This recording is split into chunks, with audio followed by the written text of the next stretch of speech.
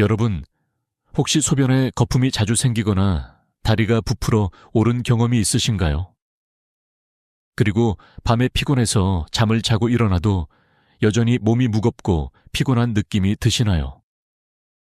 이 모든 증상들은 여러분의 신장이 건강하지 않다는 신호일 수 있습니다. 처음에는 별거 아닌 것처럼 느껴질 수 있지만 이 작은 신호들이 사실 신장 건강에 큰 위험을 알리는 경고일 수 있음을 아셔야 합니다. 신장, 조용히 망가지는 장기 신장은 우리가 살아가는데 매우 중요한 역할을 합니다. 우리 몸에 불필요한 노폐물과 독소를 걸러내고 전해질 균형을 유지하며 혈압을 조절하는 중요한 기능을 합니다. 그런데 신장이 손상되기 시작하면 우리는 그 사실을 쉽게 알 수 없습니다. 신장 질환은 보통 증상이 거의 나타나지 않기 때문에 아무런 경고 없이 서서히 진행되곤 합니다.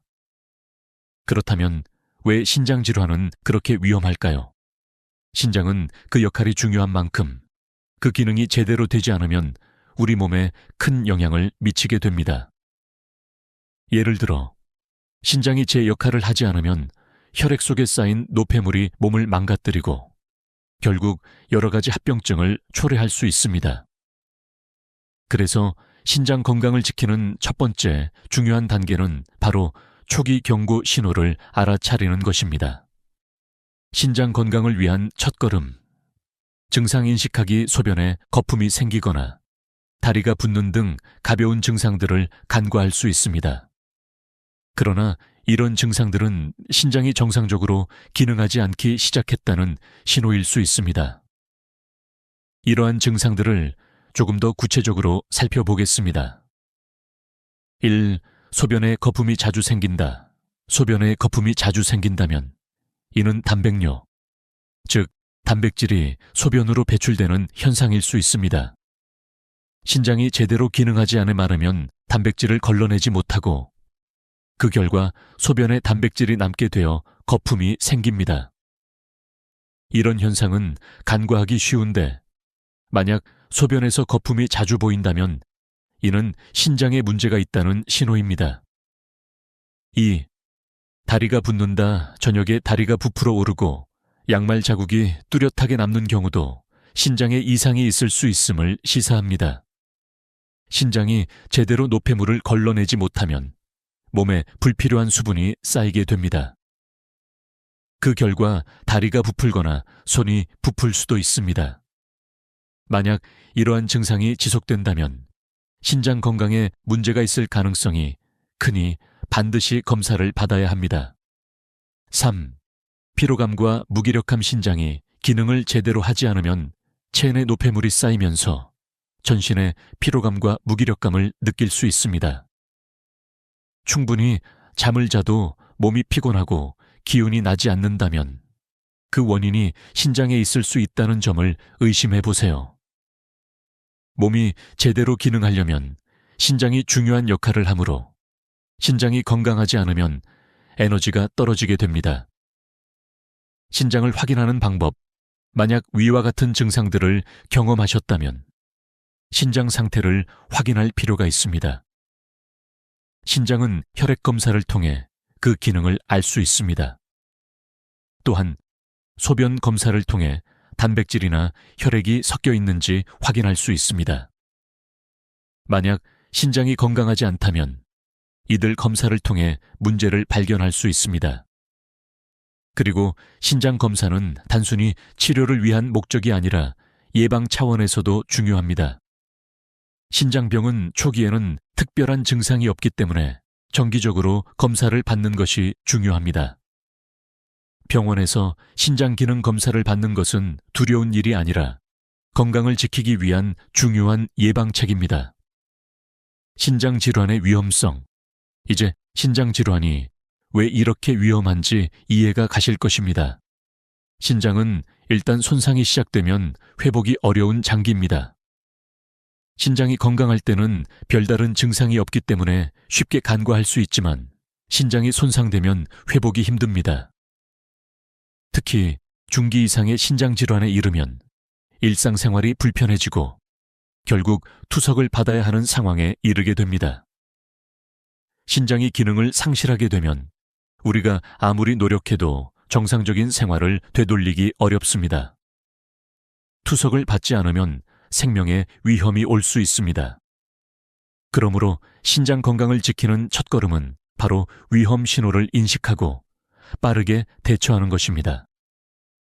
이 작은 신호들을 무시하지 말고 빨리 병원에 가서 검사를 받는 것이 매우 중요합니다. 마무리 여러분, 이제 신장 건강을 지키는 첫걸음이 무엇인지 아셨죠?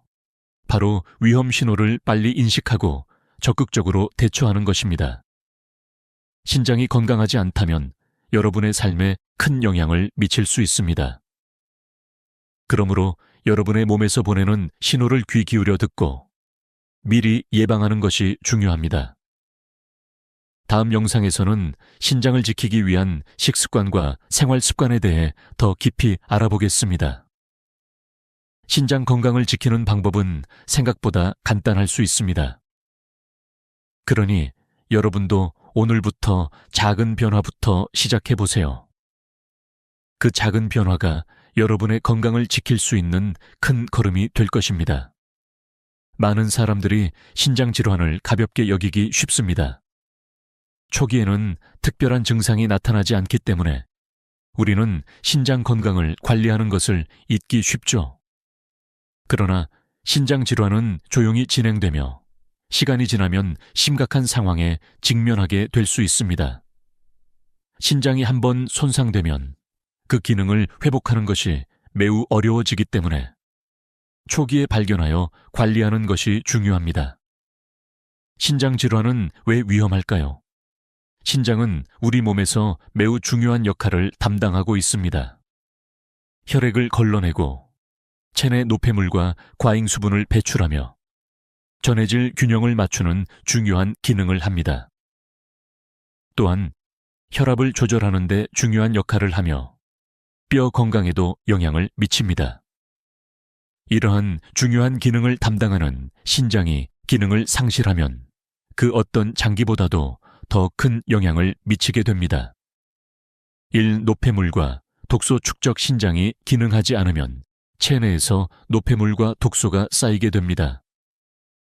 신장은 하루에 약 180리터의 혈액을 걸러내면서 불필요한 물질을 배출합니다.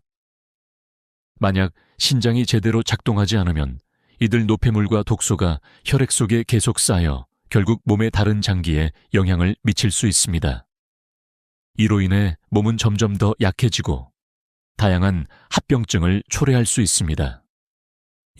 고혈압과 당뇨병의 악화신장이 손상되면 고혈압과 당뇨병이 더 악화될 수 있습니다.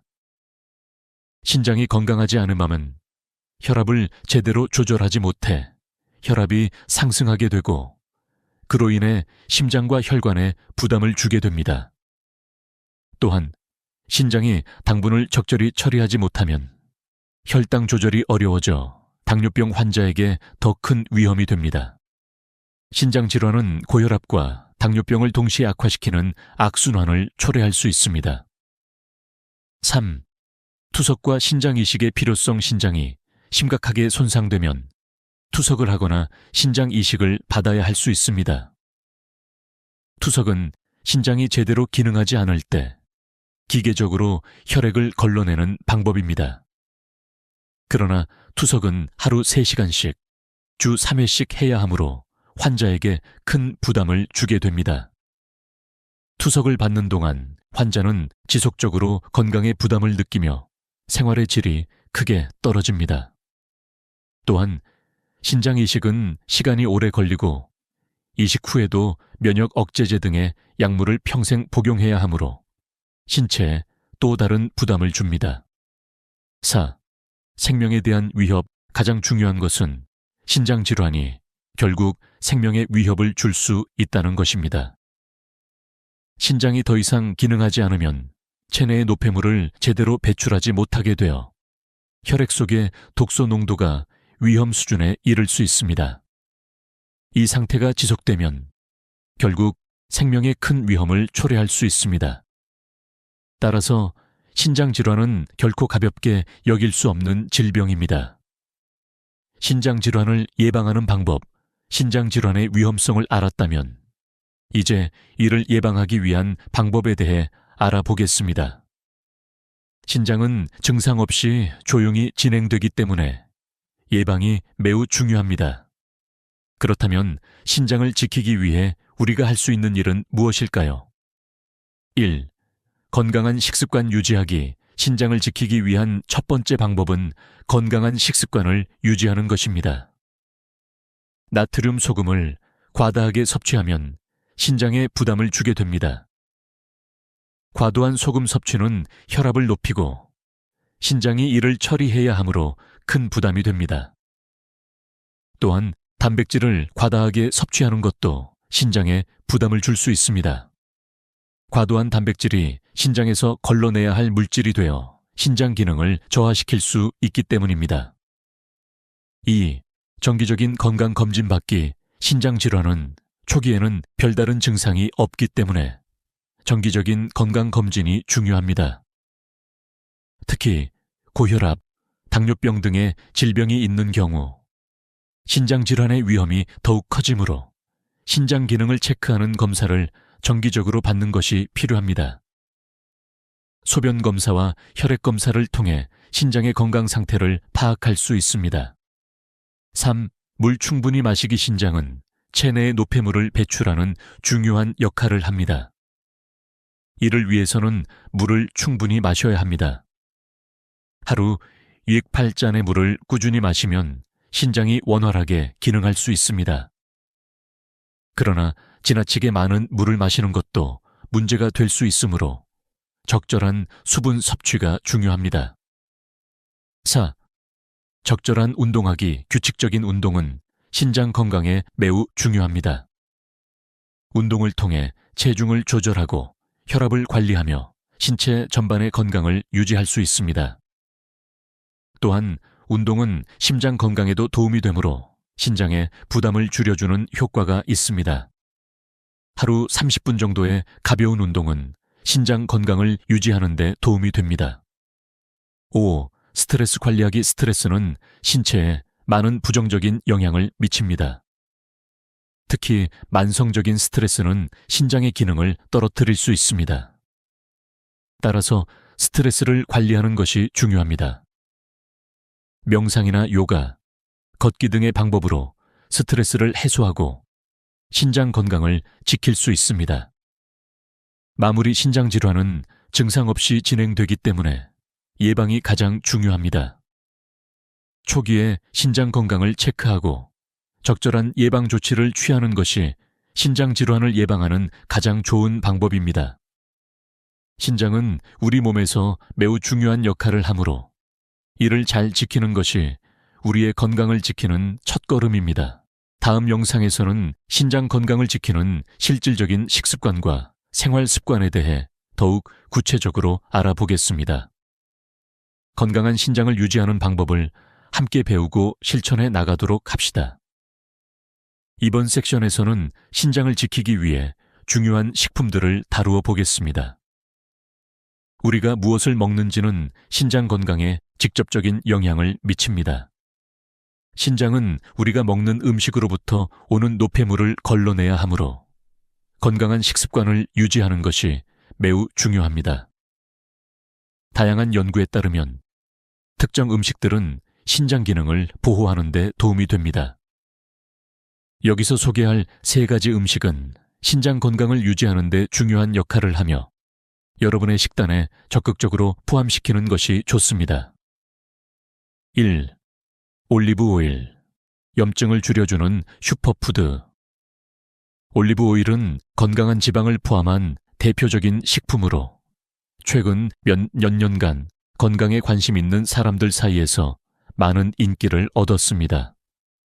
그런데 이 올리브 오일이 단순히 맛을 더해주는 기름에 그치지 않고 신장 건강을 지키는 데도 중요한 역할을 한다는 사실 알고 계셨나요?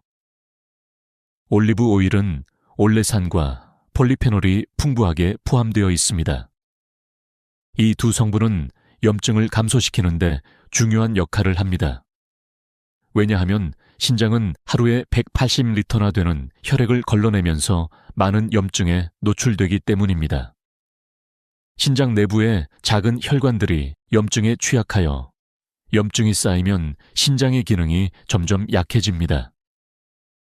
올리브 오일에 포함된 성분들이 이런 염증을 줄이는데 큰 도움이 됩니다. 사용법: 올리브 오일은 고온에서 조리할 경우 그 유익한 성분이 파괴될 수 있으므로 볶거나 튀기지 말고 샐러드에 뿌리거나 찐 채소 위에 올려 먹는 것이 좋습니다. 올리브 오일을 생으로 섭취할 때 그 효과를 최대화할 수 있습니다. 하루에 한두 스푼 정도 꾸준히 섭취하면 신장 건강을 지키는 데 도움이 될 것입니다. 주의사항: 올리브 오일을 선택할 때 반드시 엑스트라 버진 제품을 고르세요. 엑스트라 버진 올리브 오일은 가장 순수하고 영양소가 풍부한 제품입니다. 또한 올리브 오일은 빛에 약하므로 어두운 색의 유리병에 보관하는 것이 좋습니다. 2. 브로콜리. 강력한 항산화제로 신장보호 브로콜리는 많은 사람들이 잘 알고 있는 항산화 식품입니다. 브로콜리에는 설포라판이라는 성분이 풍부하게 들어 있습니다. 이 성분은 강력한 항산화제 역할을 하여 신장에서 발생하는 활성산소를 제거하는 데 중요한 역할을 합니다. 활성산소가 많아지면 세포가 손상되며 신장의 기능을 떨어뜨리는 원인이 될 수 있습니다. 브로콜리를 잘게 썰고 찜으로 조리하는 것이 좋습니다. 찜을 하면 설포라판 성분이 파괴되지 않고 흡수율이 높아지기 때문입니다. 또한 브로콜리를 식초에 담그고 씻은 후 1~2분 정도 기다린 후 자르는 것이 설포라판의 생성을 극대화할 수 있습니다. 이렇게 준비된 브로콜리는 다른 건강한 식품들과 함께 먹으면 더 좋은 효과를 볼 수 있습니다. 주의사항: 만약 신장 기능이 이미 약해졌다면 브로콜리에 포함된 칼륨이 체내에 축적될 수 있으므로 일주일에 다 3회 정도로 섭취량을 조절하는 것이 좋습니다. 신장 기능이 건강한 사람이라면 매일 섭취해도 좋습니다. 3. 마늘. 혈압을 낮추고 당뇨 관리에 도움이 되는 식품 마늘은 누구나 잘 아는 식품이지만 그 효능에 대해 제대로 알고 있는 사람은 많지 않습니다. 마늘에 포함된 알리신 성분은 신장을 보호하는 데 매우 유익합니다. 알리신은 혈압을 낮추는 효과가 있으며 당뇨병 관리에도 중요한 역할을 합니다. 고혈압과 당뇨병은 신장에 매우 큰 부담을 주는 주요 원인입니다. 따라서 신장을 지키기 위해서는 혈압과 혈당을 잘 관리하는 것이 중요합니다. 알리신은 생마늘을 다진 후 5분 정도 기다리면 생성됩니다. 이후에 마늘을 샐러드에 넣거나 두부나 브로콜리와 함께 먹으면 그 효과를 더욱 높일 수 있습니다. 마늘을 생으로 섭취하는 것이 가장 효과적이지만 너무 많이 섭취하면 위장에 부담을 줄 수 있으니 적당량을 섭취하는 것이 좋습니다. 주의사항: 마늘을 많이 먹으면 속이 쓰릴 수 있고 혈액을 묽게 만드는 효과가 있어 혈액 희석제를 복용하는 사람은 조심해야 합니다. 이런 사람들은 의사와 상담 후 섭취하는 것이 안전합니다. 식품의 중요성.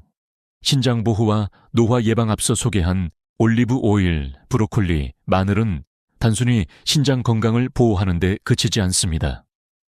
이들 식품은 노화 방지에도 큰 도움을 줄 수 있습니다. 신장은 노화가 진행되면서 그 기능이 점차 약해지기 때문에 건강한 식단을 통해 신장 기능을 유지하는 것이 중요합니다. 이들 식품에 포함된 항산화 성분과 영양소들은 신장의 기능을 지원하고 그 노화를 늦추는 역할을 합니다. 또한 신장 기능이 약해졌을 때 발생할 수 있는 심혈관 질환, 당뇨병, 고혈압 등의 합병증을 예방하는 데도 도움이 됩니다. 꾸준히 이러한 식품들을 섭취함으로써 신장을 보호하고 다른 질병을 예방할 수 있습니다. 마무리 여러분, 이제 신장을 보호하는 주요 식품들에 대해 알게 되셨죠? 올리브 오일, 브로콜리, 마늘은 단순히 맛있고 건강에 좋은 식품들만이 아니라 신장을 보호하고 전반적인 건강을 지키는 데 중요한 역할을 합니다. 이제 여러분도 이 식품들을 꾸준히 식단에 포함시켜 신장 건강을 지키는 데 도움을 줄 수 있습니다. 기억하세요. 신장은 우리 몸에서 매우 중요한 역할을 하기 때문에 이를 지키는 것이 여러분의 건강을 지키는 첫걸음입니다. 다음 영상에서는 신장 건강을 지키기 위한 생활 습관에 대해 더 구체적으로 알아보겠습니다. 식습관과 함께 생활 습관을 함께 개선한다면 더욱 건강한 신장을 유지할 수 있을 것입니다. 계속해서 신장 건강을 지키기 위한 정보와 팁을 제공할 테니 꼭 따라오세요. 이제 신장 건강을 지키기 위한 식품에 대해 알아보았으니 이번에는 생활 습관을 통해 신장을 지키는 방법에 대해 알아보겠습니다. 올바른 식습관만큼 중요한 것이 바로 생활 습관입니다. 우리가 일상에서 자주 하는 습관들이 신장에 얼마나 큰 영향을 미치는지 모르고 지나치는 경우가 많습니다. 신장은 우리가 자주 하는 작은 습관들로부터 영향을 받을 수 있기 때문에 이를 관리하는 것이 매우 중요합니다. 신장을 보호하기 위한 생활 습관을 제대로 실천한다면 신장 건강을 오랫동안 유지할 수 있습니다. 1. 짠 음식 피하기. 나트륨 과다 섭취가 신장에 미치는 영향. 짠 음식은 신장 건강에 가장 큰 적입니다. 나트륨이 많은 음식을 자주 섭취하면 신장이 이 나트륨을 걸러내기 위해 과중한 부담을 받게 됩니다. 시간이 지남에 따라 신장은 점차 그 기능을 상실하게 되고 고혈압 등 다양한 합병증을 초래할 수 있습니다. 그래서 신장을 지키기 위해서는 소금 섭취량을 줄이는 것이 매우 중요합니다. 한국 음식은 대체로 짠 음식이 많습니다. 김치, 된장찌개, 국물 요리 등은 대부분 나트륨 함량이 높아서 신장에 부담을 줄 수 있습니다. 그래서 여러분이 신장을 지키고 싶다면 국물은 적게 먹고 저염 제품을 사용하며 간을 너무 세게 하지 않는 습관을 들여야 합니다. 또한 식사 후 소금을 적게 사용하는 것도 큰 도움이 됩니다. 대체 방법, 짠맛을 대체할 수 있는 허브나 향신료를 사용하여 맛을 더욱 풍부하게 만들 수 있습니다. 예를 들어 마늘, 생강, 고추, 레몬, 식초 등은 신장에 부담을 주지 않으면서도 음식의 맛을 살릴 수 있는 좋은 대체제입니다. 이렇게 조금씩 식습관을 바꾸면 신장에 무리가 가지 않으면서도 맛있는 음식을 즐길 수 있습니다. 2. 진통제 과다 사용 자제하기. 신장에 미치는 부정적인 영향. 많은 사람들이 통증을 완화하기 위해 진통제를 자주 복용합니다. 그러나 진통제를 자주 먹는 것은 신장에 매우 해롭습니다. 특히 이부프로펜이나 아스피린 같은 비스테로이드성 한겸증제 NSAIDs는 신장에 큰 부담을 줄 수 있습니다. 이러한 약물은 신장 혈류를 줄이고 신장세포에 직접적인 손상을 줄 수 있기 때문에 불필요하게 자주 복용하는 것은 매우 위험합니다. 대체 방법, 통증이 있을 때 가능하면 진통제를 자주 복용하기보다는 자연적인 방법으로 통증을 완화하는 방법을 찾아보는 것이 좋습니다. 예를 들어 온찜질, 마사지, 스트레칭 등을 통해 통증을 완화할 수 있습니다. 진통제를 꼭 먹어야 할 상황이라면 의사와 상의 후에 적절한 약을 처방받는 것이 중요합니다. 3. 단백질 과다 섭취 피하기. 신장에 부담 주는 고단백 식단 많은 사람들이 근육을 키우기 위해 단백질을 많이 섭취하는 경향이 있습니다. 하지만 단백질을 과다하게 섭취하면 신장이 이 단백질을 걸러내기 위해 과도하게 일을 해야 합니다. 특히 붉은 고기나 가공육은 신장에 부담을 줄 수 있기 때문에 신장이 약한 사람은 과도하게 섭취하지 않는 것이 좋습니다. 대체 방법. 단백질을 과도하게 섭취하지 않으면서도 충분한 영양을 공급받을 수 있는 방법은 식물성 단백질을 섭취하는 것입니다. 두부, 콩, 렌즈콩, 병아리콩 등은 신장에 부담을 덜 주면서도 건강한 단백질을 제공하는 좋은 식품입니다. 또한 생선이나 닭가슴살은 상대적으로 신장에 부담이 적은 동물성 단백질입니다. 신장에 부담을 주지 않도록 단백질을 적당히 섭취하는 것이 중요합니다. 4. 흡연과 음주 자제하기. 신장에 미치는 영양 흡연과 음주는 신장 건강에 매우 나쁜 영향을 미칩니다. 흡연은 혈관을 수축시키고 신장의 혈류를 방해합니다. 또한 음주는 신장의 수분 부족을 일으키고 탈수를 유발할 수 있습니다. 신장이 제대로 기능하려면 충분한 수분을 필요로 하기 때문에 과도한 음주는 신장에 큰 부담을 줍니다. 대체 방법. 흡연과 음주는 신장을 포함한 전체 건강에 해롭기 때문에 금연과 절주가 필수적입니다. 술을 마시고 싶다면 적당한 양만 섭취하고 술을 마시지 않는 날을 만드는 것이 좋습니다. 또한 흡연은 신장을 포함해 모든 장기에 악영향을 미치므로 금연을 위한 계획을 세우고 필요하다면 전문가의 도움을 받는 것이 좋습니다. 5. 적절한 수분 섭취. 신장의 필수 요소 수분 섭취는 신장 건강을 유지하는 데 가장 중요한 요소 중 하나입니다. 신장은 체내에서 노폐물과 독소를 배출하는 중요한 역할을 하기 때문에 이를 위해서는 충분한 물이 필요합니다. 하루에 8잔의 물을 규칙적으로 마시는 것이 신장을 건강하게 유지하는 데 도움이 됩니다. 대체 방법. 물을 충분히 마시는 것이 중요하지만 너무 많은 물을 한 번에 마시지 않도록 주의해야 합니다. 물을 자주 나누어 마시는 것이 신장에 부담을 줄입니다. 또한 물 대신 허브차나 과일차를 마시는 것도 좋은 방법이 될 수 있습니다. 그러나 설탕이 들어간 음료는 피하는 것이 좋습니다. 마무리 생활 습관은 신장 건강을 지키는데 매우 중요한 역할을 합니다. 신장을 지키기 위한 일상 습관은 생각보다 간단하고 작은 변화로도 큰 차이를 만들 수 있습니다. 짠 음식과 단백질을 과도하게 섭취하지 않고 진통제나 흡연, 음주를 자제하는 것만으로도 신장의 부담을 줄일 수 있습니다. 또한 충분한 수분 섭취와 적절한 운동은 신장 건강에 큰 도움이 됩니다. 오늘부터 여러분도 이 작은 습관들을 실천해 보세요. 신장은 우리가 자주 하지 않는 작은 습관들에 의해 영향을 받기 때문에 올바른 습관을 유지하는 것이 중요합니다. 신장을 지키기 위한 실천을 통해 건강한 삶을 유지할 수 있습니다. 다음 영상에서는 신장을 지키기 위한 검사와 조기 발견에 대해 다루겠습니다. 신장 건강을 지키는 첫걸음은 바로 조기 발견입니다. 신장을 보호하고 건강한 삶을 이어가기 위해서는 정기적인 검사를 받는 것이 중요합니다. 신장 질환은 초기에는 특별한 증상이 나타나지 않기 때문에 조기 발견이 매우 중요합니다. 신장 기능이 저하되기 시작하면 그 증상은 매우 미미하고 서서히 진행되므로 우리가 이를 인식하지 못하는 경우가 많습니다.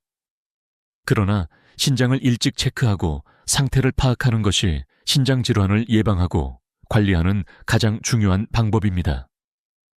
1. 왜 신장 검사가 중요한가? 신장 질환은 보통 증상이 나타나지 않는 조용한 질병입니다. 신장 기능이 50% 이상 손상되기 전까지는 특별한 증상이 없기 때문에 많은 사람들이 신장 질환이 진행되고 있다는 사실을 알지 못한 채 지나갑니다. 신장이 정상적으로 기능할 때는 증상이 없지만 신장이 손상되면 점차 피로감, 부종, 소변 변화 등의 증상이 나타나기 시작합니다. 하지만 이때 이미 상당한 기능 손상이 있을 수 있기 때문에 정기적인 검사가 필수적입니다. 예시, 신장이 기능을 제대로 하지 못하면 체내에 노폐물이 쌓이면서 혈액이 오염될 수 있습니다.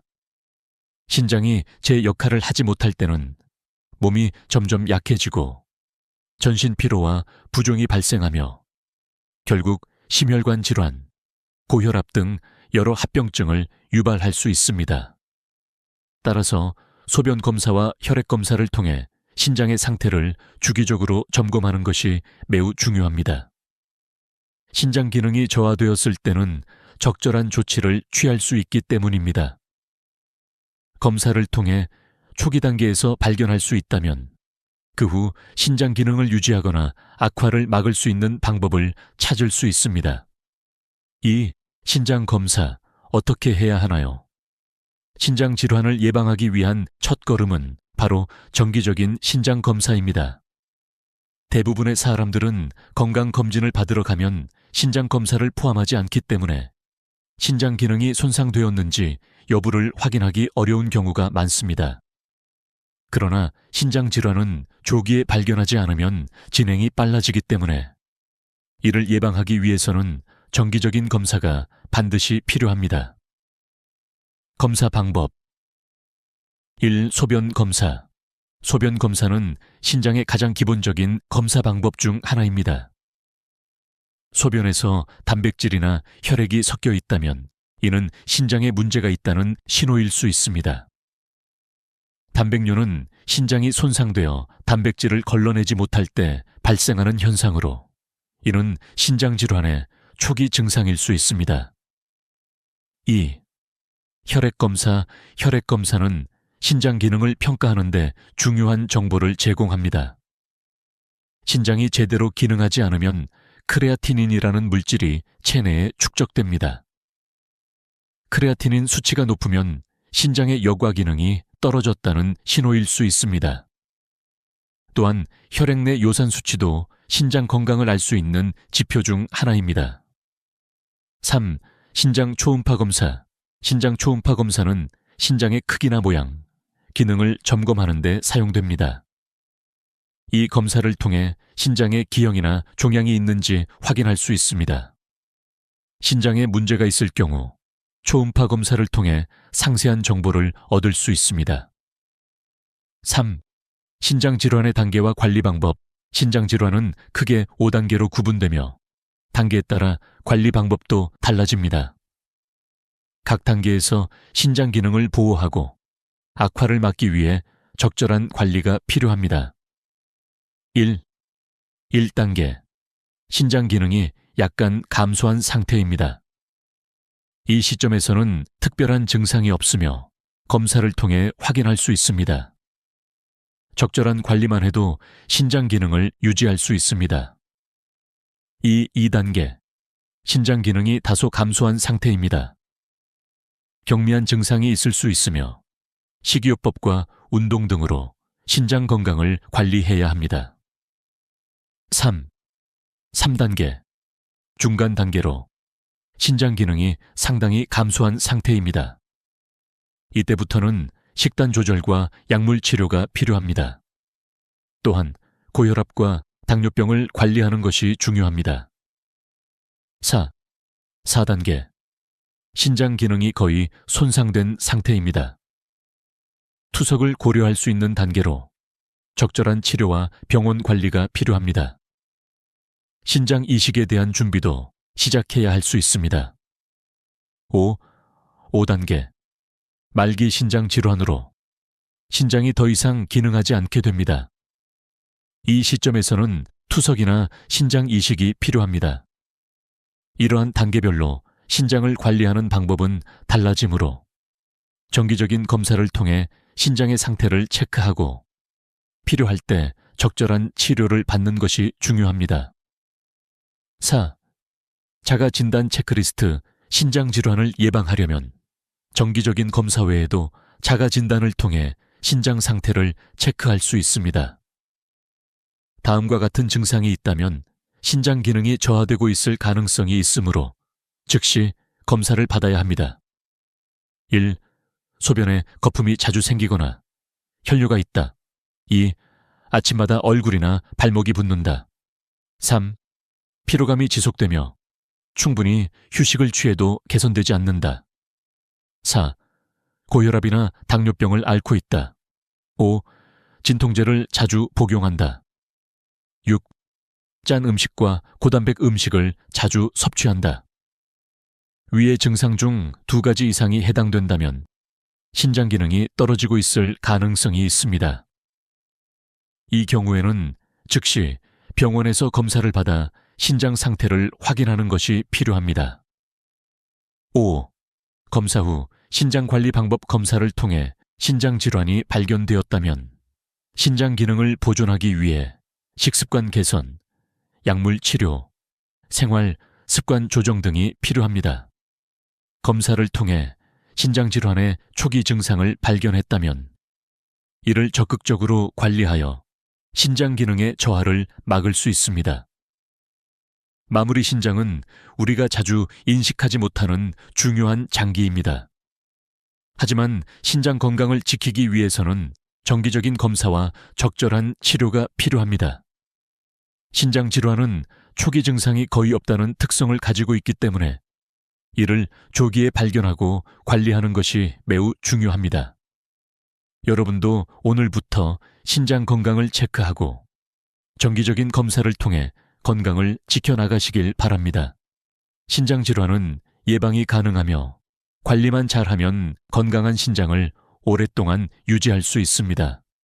다음 영상에서는 신장 질환의 최종 치료법인 투석과 신장 이식에 대해 알아보겠습니다. 신장을 지키기 위해 어떤 조치를 취해야 하는지, 그리고 치료 후 생활 관리 방법에 대해 알아보겠습니다. 이제 신장을 지키기 위한 주요 방법들을 다뤄보았습니다. 우리가 건강한 신장을 유지하려면 식습관, 생활습관, 정기적인 검사 등이 중요하다는 점을 확인했습니다. 하지만 마지막으로 한 가지 더 중요한 점은 신장 질환을 관리하는 마음가짐입니다. 신장은 우리가 쉽게 인식하지 못하는 조용한 장기입니다. 신장이 손상되기 시작하면 그 영향은 전신에 퍼져나가며 우리 삶의 질에 큰 영향을 미칠 수 있습니다. 그래서 신장을 지키기 위해서는 일상적인 실천과 마음가짐이 매우 중요합니다. 이번 섹션에서는 신장을 지키는 마지막 조언을 드리고자 합니다. 이를 통해 신장 건강을 장기적으로 유지하고 만약 신장 질환이 이미 시작되었더라도 이를 잘 관리하는 방법에 대해 알아보겠습니다. 1. 작은 습관들이 신장을 지킨다. 신장을 지키는 가장 중요한 방법은 바로 작은 습관들입니다. 신장을 보호하는 데 있어서 큰 변화가 필요하지는 않습니다. 오히려 작은 습관들이 쌓여서 신장을 건강하게 유지하는 데 중요한 역할을 합니다. 하루에 소금 한 스푼을 덜 넣거나 물을 조금 더 마시거나 엘리베이터 대신 계단을 오르는 것처럼 간단한 변화들이 신장을 지킬 수 있습니다. 예시, 매일 한두 스푼의 올리브 오일을 섭취하거나 하루 값 8잔의 물을 마시는 것, 그리고 짠 음식을 줄이는 것처럼 실천할 수 있는 작은 습관들이 신장 건강을 지킬 수 있습니다. 이러한 습관을 하루하루 실천하면 신장을 보호할 수 있는 강력한 힘이 됩니다. B. 스트레스 관리. 신장의 또 다른 적 많은 사람들이 스트레스가 건강에 미치는 영향을 간과합니다. 하지만 스트레스는 신장에 매우 큰 영향을 미칩니다. 스트레스는 신체의 여러 시스템에 부담을 주며 고혈압과 같은 신장에 악영향을 미치는 질환을 유발할 수 있습니다. 또한 스트레스가 지속되면 호르몬 불균형이 생기고 이는 신장 기능에 악영향을 미칠 수 있습니다. 스트레스 관리 방법. 스트레스를 해소하는 방법은 여러 가지가 있습니다. 명상, 요가, 산책, 호흡 운동 등을 통해 스트레스를 관리할 수 있습니다. 하루 10분이라도 자신만의 시간을 가져 스트레스를 풀어보세요. 스트레스를 줄이면 신장 건강을 지킬 수 있을 뿐만 아니라 전반적인 건강에도 도움이 됩니다. 3. 정기적인 운동. 신장 건강과 체력 유지 운동은 신장 건강을 지키는 데 중요한 역할을 합니다. 운동을 통해 혈압을 조절하고 체중을 관리할 수 있으며 혈액순환을 개선하여 신장에 전달되는 산소와 영양소의 공급을 원활하게 합니다. 또한 운동은 당뇨병과 심장병 예방에도 도움이 되기 때문에 신장 질환의 위험을 줄이는 데 매우 효과적입니다. 운동 팁. 신장에 부담을 주지 않는 운동을 추천합니다. 가벼운 걷기, 자전거 타기, 수영 등은 신장을 지키면서 체력을 기를 수 있는 좋은 운동입니다. 하루 30분에서 1시간 정도의 꾸준한 운동을 통해 건강한 신장을 유지할 수 있습니다. 4. 올바른 체중 유지. 신장의 부담 줄이기, 체중 관리는 신장 건강을 유지하는 데 매우 중요합니다. 과체중은 고혈압, 당뇨병, 심장병 등을 유발할 수 있으며 이는 신장에 큰 부담을 주게 됩니다. 또한 비만은 신장에 추가적인 스트레스를 가하고 신장의 기능을 떨어뜨릴 수 있습니다. 따라서 건강한 체중을 유지하는 것이 신장 건강을 지키는 데 도움이 됩니다. 체중 관리 팁. 체중을 건강하게 관리하기 위해서는 균형 잡힌 식단과 규칙적인 운동이 필요합니다. 적절한 체중을 유지하는 것만으로도 신장에 가해지는 부담을 줄일 수 있습니다. 또한 정기적으로 체중을 측정하고 체중 변화를 체크하면서 관리하는 것이 중요합니다. 5. 건강한 식습관 유지.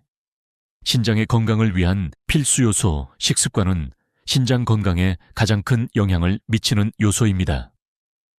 이미 앞서 말한 것처럼 짠 음식이나 과도한 단백질 섭취는 신장에 부담을 줄 수 있습니다. 또한 고지방이나 고당분 음식을 과다하게 섭취하는 것도 신장 건강에 좋지 않습니다. 건강한 신장을 위해서는 균형 잡힌 식단을 유지하는 것이 중요합니다. 건강한 식단 팁. 식단에 과일과 채소를 충분히 포함시키고 저염식 식사를 하세요. 식물성 단백질을 섭취하며 붉은 고기나 가공육은 적당히 섭취하는 것이 좋습니다. 또한 불포화 지방이 포함된 올리브 오일과 아보카도, 견과류 등을 통해 건강한 지방을 섭취하는 것이 좋습니다. 6. 가족과 친구들과 함께하는 건강관리, 신장 건강을 지키는 것은 혼자만의 노력이 아닙니다. 가족이나 친구들과 함께 건강을 관리하면 더욱 효율적으로 신장 건강을 지킬 수 있습니다. 가족과 함께 건강한 식사를 준비하고 운동을 함께하면 더욱 좋은 결과를 얻을 수 있습니다. 또한 신장 질환에 대한 정보를 서로 공유하고 서로가 서로의 건강을 체크하는 습관을 들이면 신장 건강을 유지하는 데 큰 도움이 될 것입니다. 마무리 여러분, 신장 건강을 지키는 것은 여러분의 일상에서 작은 습관을 변화시키는 것에서 시작됩니다. 식습관, 운동, 스트레스 관리 등 모두 신장을 보호하는 데 중요한 역할을 합니다. 신장 질환은 초기에는 증상이 거의 없지만 이를 조기에 발견하고 관리하면 충분히 예방하고 치료할 수 있습니다. 신장 건강을 지키는 것은 평생 건강을 유지하는 첫 걸음입니다. 이제 여러분도 신장 건강을 지키기 위한 작은 실천을 시작해 보세요. 신장 건강을 위한 첫 걸음을 뗀다면 앞으로 더 건강하고 활기찬 삶을 살아갈 수 있습니다. 다음 영상에서는 신장 건강을 지키기 위한 투석과 신장 이식 후 관리에 대해 다루겠습니다. 투석이나 신장 이식을 고려하고 있는 분들을 위해 치료 후 관리법과 생활 습관을 소개할 예정입니다. 구독과 좋아요를 눌러주세요. 더 많은 건강 정보를 공유하겠습니다. 요즘 뉴스를 보다 보면 이상하게 마음을 붙잡는 한 문장이 있습니다. 지금 통장에 100만 원도 없는 노인이 급격히 늘고 있다. 그 말을 처음 들었을 때 나는 그저 남의 이야기라고 생각했습니다. 하지만 어느 날 새벽 내 통장 잔액을 보고 있던 내 손이 떨렸습니다. 숫자는 분명히 있었다. 그러나 그 숫자가 안전이 아니라 끝에 가까워지고 있다는 걸 직감했습니다. 그때부터였습니다. 정말 괜찮을까? 나도 저 통계 속 한 사람이 되는 건 아닐까? 이 생각이 머릿속을 떠나지 않았습니다. 나는 올해 72입니다. 젊은 시절 하루에 3번 일을 바꿔가며 살았습니다. 새벽엔 신문을 돌리고 낮엔 공장에서 밤엔 식당에서 접시를 닦았습니다. 돈을 벌면 아내와 아이들에게 주는 게 당연하다고 여겼습니다. 그땐 가족을 위해란 말이 모든 고생을 덮어주는 주문 같았죠. 그렇게 40년을 버텼습니다. 하지만 지금은 그 주문이 나를 가난으로 데려온 마법이었음을 뒤늦게 깨닫습니다. 얼마 전 오래 알고 지낸 친구 영철이에게서 전화가 왔습니다. 야, 요즘 어떻게 지내냐? 그의 목소리는 평소보다 낮고 거칠었습니다. 잠시 뜸을 들이더니 그가 말했습니다. 병원비 때문에 대출을 받았어. 이번 달엔 연금으로 이자도 못 내겠더라. 순간 아무 말도 할 수 없었습니다. 나 역시 비슷한 처지였으니까요. 우리는 둘 다 평생 열심히 일했는데 왜 이렇게 초라해졌을까? 밤마다 생각했습니다. 우리 세대는 왜 이렇게 됐을까? 누구보다 부지런했고 성실했고 가족을 위해 희생했다. 그런데 왜 남은 건 불안과 빚, 그리고 고독뿐일까? 그때 떠올랐습니다. 우리의 노후는 준비되지 않은 전쟁이었다. 평생 싸워왔지만 마지막 전장은 생각해 본 적이 없었던 거죠. 퇴직이 끝이 아니라 새로운 생존의 시작이라는 걸 그땐 몰랐습니다. 나와 같은 세대의 친구들, 이웃들, 형님들 모두 비슷했습니다. 퇴직금이 들어오면 먼저 자식 결혼, 전세 자금, 빚 갚기에 써버리고 정작 자기 노후를 위한 통장은 비워졌습니다. 그때는 그게 사랑이자 의무라고 믿었죠. 자식이 잘 되어야 부모가 편하다. 그 말은 지금도 귀에 생생합니다. 하지만 이제 돌아보면 자식의 행복을 위해 내 노후를 태웠던 그 순간들이 결국 내 삶의 안전망을 조금씩 갉아먹고 있었던 겁니다. 어느 날 저녁, 집 앞 공원 벤치에 앉아 노을을 보고 있었습니다. 옆에 앉은 노인이 말했습니다. 이 나이 되면 돈보다 잠이 문제야. 잠을 자도 마음이 편치 않거든. 나는 고개를 끄덕였지만 속으로는 다른 생각을 하고 있었습니다. 내겐 돈이 문제였습니다. 잠을 못 자는 이유가 불안이었으니까요. 그날 밤 불 꺼진 방 안에서 휴대폰 화면 불빛만 켜둔 채 잔액 조회를 눌렀습니다. 그 숫자가 이상하게 차갑게 느껴졌습니다. 내가 평생 쌓아 올린 시간보다 훨씬 작고 가벼운 숫자. 하지만 그 숫자가 내 노후의 무게였습니다. 그제야 알았습니다. 우리 세대의 불안은 가난 때문이 아니라 그 가난이 너무 갑작스럽게 다가오기 때문이라는 걸요. 준비하지 못한 끝은 늘 공포로 돌아옵니다. 그리고 그 공포는 아무리 강한 사람이라도 무너뜨립니다.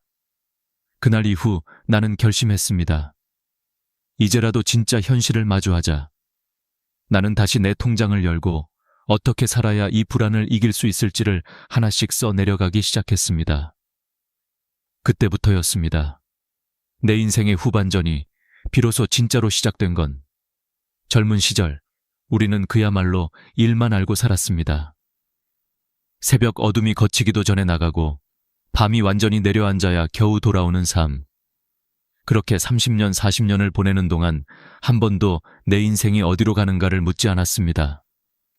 왜냐하면 물을 여유조차 없었으니까요. 세상은 빠르게 변했고 우리는 늘 그 뒤를 쫓아야 했습니다.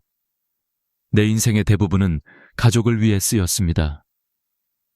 아이들의 학비, 결혼자금, 전세보증금, 그리고 부모님 제사비까지. 월급날 통장을 건네며 이번 달도 무사히 넘겼다는 안도감에 잠깐 미소 지었을 뿐 정작 내 이름으로 된 저축은 단 한 번도 자랑스럽지 못했습니다. 그땐 그게 당연한 줄 알았습니다. 아버지 세대는 가족을 위해 사는 게 미덕이다. 이 한 문장이 모든 걸 정당화했죠. 퇴직을 앞두고 처음으로 쉬어보자고 생각했을 때 마음 한켠이 이상했습니다. 일 없이는 살아본 적이 없었으니까요. 하지만 현실은 더 냉혹했습니다.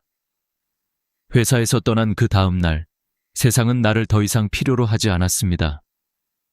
전에는 매일 울리던 전화가 멈췄고 내 이름을 부르는 사람도 줄었습니다. 그리고 한 달, 두 달이 지나자 그 빈 시간이 공포로 변했습니다. 이제 나는 어디에 써야 할까? 그 질문이 가슴을 짓눌렀습니다. 주변을 보면 다들 비슷했습니다. 같이 퇴직한 친구들은 처음엔 여행도 가고 골프도 치며 인생 제2막을 즐겼지만 1년이 지나자 표정이 달라졌습니다. 통장이 빠르게 줄어드는 걸 느끼면서부터였습니다. 누구는 집을 팔았고 누구는 대출을 냈습니다. 그중 하나, 내 고등학교 동창인 병수는 어느 날 이렇게 말했습니다. 야, 우리가 평생 일했는데 왜 이렇게 불안하냐? 그 많던 세월의 노력은 다 어디로 간 거냐? 그 말이 오래 마음에 남았습니다. 돌이켜보면 우리 세대는 돈을 버는 법은 배웠지만 지키는 법은 배우지 못했습니다. 그리고 감정적으로는 강했지만 경제적으로는 무방비 상태였습니다. 자식이 대학만 가면, 결혼만 하면 이제 좀 편하겠지. 그렇게 스스로에게 위로했지만 현실은 달랐습니다. 아이들이 독립하고 나서야 깨달았죠. 이제는 도와줄 사람도 기대할 사람도 없다는 걸요. 어느 날 옆집 김어르신이 쓰러졌다는 소식을 들었습니다. 평생 공무원으로 일한 분이었는데 병원비 때문에 집을 팔고 월세로 옮겼다고 합니다. 그분이 남긴 말이 잊히지 않습니다. 평생 남을 위해 살았는데 마지막은 나 자신을 위해 살아야 하지 않겠니? 그 말이 내 마음을 깊이 찔렀습니다. 그래서 나도 그날부터 내 삶을 돌아보기 시작했습니다. 나는 계산기를 들고 그동안 벌었던 돈을 대충 합산해 봤습니다. 40년 동안 모은 월급과 보너스를 다 합치면 6억 원이 넘습니다. 하지만 지금 내 통장엔 400만 원이 전부입니다. 그 돈은 다 어디로 갔을까요? 자식 결혼, 부모 병간호, 경조사, 대출 이자, 모두 사랑이라는 이름으로 흘러나갔습니다. 사랑은 분명 아름답지만 한 가지 사실을 잊고 살았습니다. 사랑에는 방향이 있어야 한다. 그 방향이 언제나 나를 완전히 지워버리는 쪽이었다는 걸 이제야 깨달은 겁니다. 그 후로 나는 사람들을 유심히 보기 시작했습니다. 공원 벤치에서 혼자 도시락을 먹는 노인, 폐지를 줍는 아주머니, 지하철에서 잠든 어르신. 그들은 모두 한때 누군가의 부모였고 자식에게 헌신했던 이들이었습니다. 하지만 지금은 누구의 이름도 불리지 않는 존재로 남아 있었습니다. 그 모습 속에서 나는 나 자신을 봤습니다. 저 사람과 내가 뭐가 다르지? 정답은 없었습니다. 단지 시간 차이뿐이었죠. 그날 이후 나는 매일 아침 거울을 보며 다짐했습니다. 이제는 나를 위해 살아야겠다. 그게 이기심이 아니라 늦은 깨달음이라는 걸 믿으면서요. 그렇게 나는 내 인생의 두 번째 절반을 다시 쓰기 시작했습니다. 다시 배우고, 다시 계산하고, 다시 일어나는 법을 말입니다. 누가 늦었다고 말해도 나는 이제야 진짜 내 삶의 주인이 된 것 같았습니다. 나이 들어서야 비로소 보이는 게 있습니다. 그것은 돈보다 무서운 게 습관이라는 사실입니다. 평생 동안 익숙하게 믿어왔던 가치관이 내 노후를 무너뜨리고 있었다는 걸 깨닫는 순간 나는 오랫동안 손에 쥐고 있던 것들을 하나둘 내려놓기 시작했습니다. 내가 처음으로 인정한 건 이겁니다. 우리가 가난해진 건 운 때문이 아니다. 구조 때문이다.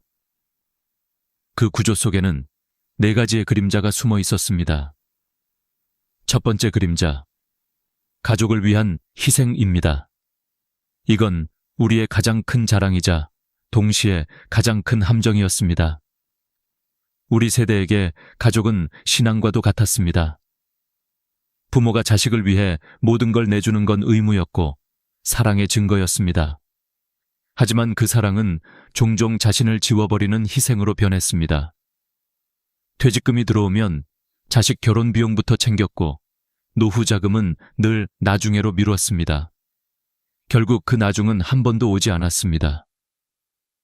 자식이 성공하면 괜찮을 줄 알았지만 세상은 그렇게 간단하지 않았습니다. 자식도 버거웠고 세대 간의 거리도 커졌습니다. 사랑이 미덕이던 시대는 갔지만 우리는 여전히 그 자리에 서 있었습니다.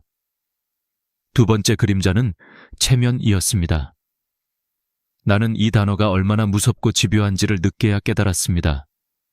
결혼식, 돌잔치, 장례식, 경조사. 남들이 어떻게 볼까를 의식하며 감당할 수 없는 돈을 썼습니다. 그때는 인정받고 싶다는 마음이었지만 시간이 지나자 그 체면은 고스란히 빚으로 남았습니다. 나는 빚을 갚으며 이렇게 중얼거렸습니다. 그때 조금만 덜 보여줬다면 지금 이렇게는 안 됐을 텐데. 체면은 우리를 품위 있게 만들어주는 게 아니라 현실을 가려버리는 가면이었습니다. 세 번째 그림자는 금융문맹입니다. 나는 평생을 일하며 살았지만 돈이 어떻게 불어나는지는 몰랐습니다. 이자는 그냥 덤인 줄 알았고 주식은 부자들만 하는 거라고 생각했습니다. 그런데 은퇴 후 주변에서 이건 확실해. 요즘 다 이거 한다는 말을 듣고 따라 하다 보니 몇 달 만에 평생 모은 돈이 반토막이 났습니다. 그때 처음으로 깨달았습니다. 나는 돈을 번 게 아니라 돈에게 끌려다녔구나. 우리는 일하는 법은 배웠지만 돈을 지키는 법은 배우지 못한 세대였습니다. 학교도 직장도 사회도 우리에게 그걸 가르쳐주지 않았습니다. 그래서 늙어서야 다시 돈 공부를 시작해야 했습니다. 마지막 그림자, 그리고 가장 깊은 상처는 자식에 대한 사랑입니다. 이건 부정할 수도 없고 후회만으로 끝낼 수도 없습니다. 내 자식만큼은 나처럼 살게 두지 않겠다. 그 다짐으로 살아온 세대가 바로 우리입니다. 하지만 그 사랑이 때로는 자식을 약하게 만들고 부모를 무너뜨렸습니다. 내가 알고 지내던 한 할머니는 이렇게 말했습니다. 나는 자식에게 평생 주기만 했는데 이제는 한 번쯤 받아보고 싶어요. 그 말이 가슴을 후벼 팠습니다. 사랑이 빚이 되고 헌신이 후회로 바뀌는 순간 그건 부모의 상처이자 자식의 부담이 됩니다. 이 네 가지 그림자가 얽혀 만들어낸 게 바로 노후 빈곤입니다. 하지만 진짜 문제는 그 누구도 그걸 탓하지 않는다는 겁니다. 모두가 그땐 어쩔 수 없었지라며 고개를 숙입니다. 그러나 나는 이제 다르게 말하고 싶습니다. 어쩔 수 없었다는 말로는 내 인생을 설명할 수 없습니다. 그건 변명이 아니라 유언과도 같은 무력감이니까요. 우리가 정말로 해야 할 일은 반성보다는 인식의 전환입니다. 자식을 사랑해도 체면을 지켜도 돈을 몰라도 이제는 스스로를 지키는 법부터 배워야 합니다. 늦었어도 괜찮습니다. 배움엔 나이가 없고 변화엔 시기가 없습니다. 가장 중요한 건 내가 바뀌겠다고 마음먹는 지금 그 순간입니다. 그날 밤 나는 조용히 일기를 썼습니다. 오늘 나는 깨달았다. 내가 가난한 이유는 돈이 없어서가 아니라 사랑과 체면, 두려움이 내 삶의 주인이었기 때문이다. 그 한 문장을 적으며 이상하게 눈물이 났습니다. 그러면서도 마음 한켠엔 작은 희망이 피어올랐습니다. 이제부터라도 바꿀 수 있다는 믿음이었죠. 그 믿음이 내게 두 번째 인생의 불씨가 되었습니다. 그날 이후 나는 매일 아침 습관처럼 하던 행동을 바꿨습니다. 먼저 커피 대신 물을 마시고 뉴스를 보기 전 통장을 열었습니다. 그 숫자를 보는 게 두려웠지만 피하지 않기로 했습니다. 왜냐하면 두려움을 인정해야 비로소 대책이 보이기 때문입니다. 처음엔 잔액을 보는 것만으로도 가슴이 쿵쾅거렸습니다. 이걸로 다음 달까지 버틸 수 있을까? 하지만 며칠 지나자 이상하게도 마음이 조금씩 편해졌습니다. 숫자를 바라보는 일이 더 이상 공포가 아니라 현실이 되었기 때문입니다. 나는 작은 수첩을 하나 샀습니다. 표지엔 내 삶의 구조라고 적었습니다. 그리고 그 안에 모든 걸 적기 시작했습니다. 수입, 지출, 빚, 그리고 습관까지. 처음에는 숫자가 엉망이었습니다. 매달 들어오는 돈은 98만 원, 국민연금 45만 원, 아르바이트비 30만 원, 기타 용돈 23만 원. 하지만 나가는 돈은 130만 원이었습니다. 매달 32만 원의 적자. 그게 내 현실이었습니다. 그제야 보였습니다. 그동안 보지 못했던 새는 구멍들. 휴대폰 요금 8만 원, 보험료 12만 원, 경조사비 10만 원, 모임 회비 5만 원. 거의 절반이 의무감이라는 이름으로 빠져나가고 있었습니다. 그래서 결심했습니다.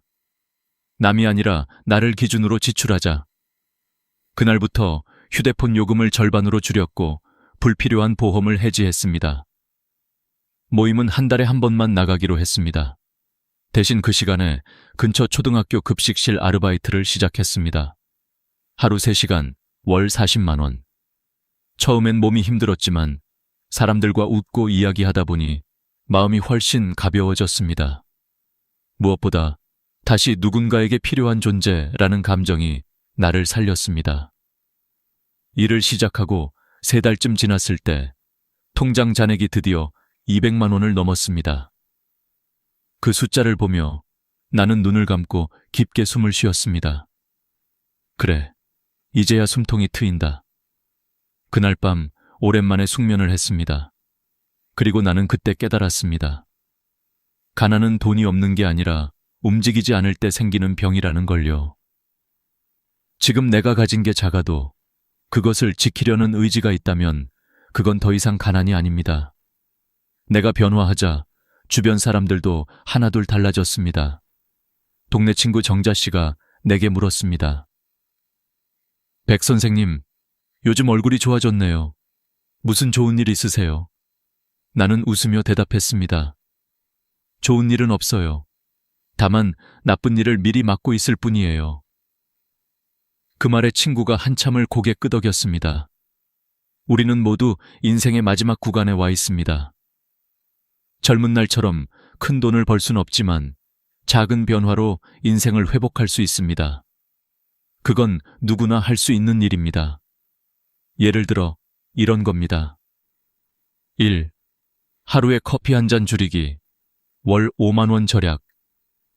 2. TV 대신 산책 30분. 건강 비용 절감. 3. 자동이체 해지 후 직접 결제. 불필요한 소비 방지. 이 사소한 습관들이 쌓이면 그것이 노후의 안전망이 됩니다. 내가 이 과정을 통해 얻은 가장 큰 깨달음은 이겁니다. 돈은 노력보다 습관의 결과다. 열심히 사는 것만으로는 부족합니다. 어떻게 쓰고 어떻게 지키느냐가 노후를 결정합니다. 이제 나는 매일 밤 수첩을 덮으며 이렇게 적습니다. 오늘 하루도 작은 돈이 나를 지켜주었다. 그 문장을 쓸 때마다 이상하게 마음이 든든해집니다. 누군가는 내게 묻습니다. 이 나이에 무슨 변화예요? 하지만 나는 단호히 말합니다. 이 나이라서라도 변화해야 합니다. 세상은 더 이상 나를 지켜주지 않지만 나는 이제 나 자신을 지킬 수 있습니다. 그게 진짜 은퇴 이후의 자유라는 걸 이제야 깨달았습니다. 인생의 후반전에서 내가 배운 또 하나의 진실이 있습니다. 노후는 돈의 크기가 아니라 관계의 온도로 결정된다는 것입니다. 통장에 숫자가 많다고 마음이 따뜻해지는 건 아니고 돈이 적다고 해서 인생이 불행한 것도 아닙니다.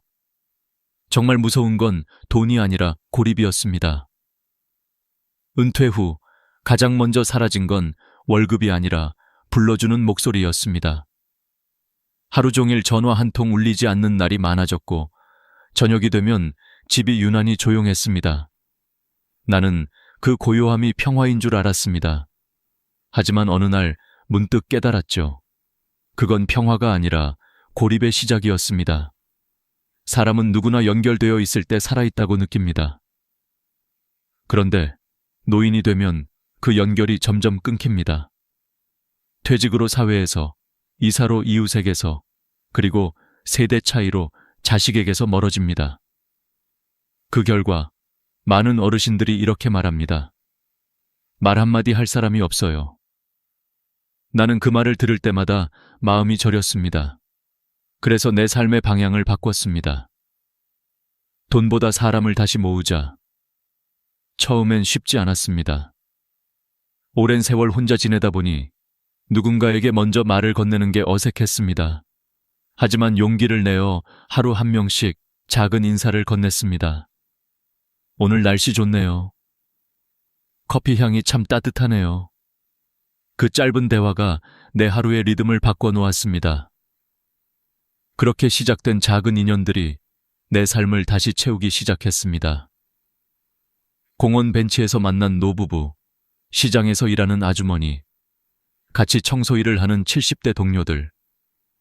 우리는 서로의 이름을 알고 서로의 사정을 조금씩 나누게 되었습니다. 그리고 어느새 나는 다시 사회 속의 한 사람이 되어 있었습니다. 그 과정에서 깨달은 게 있습니다.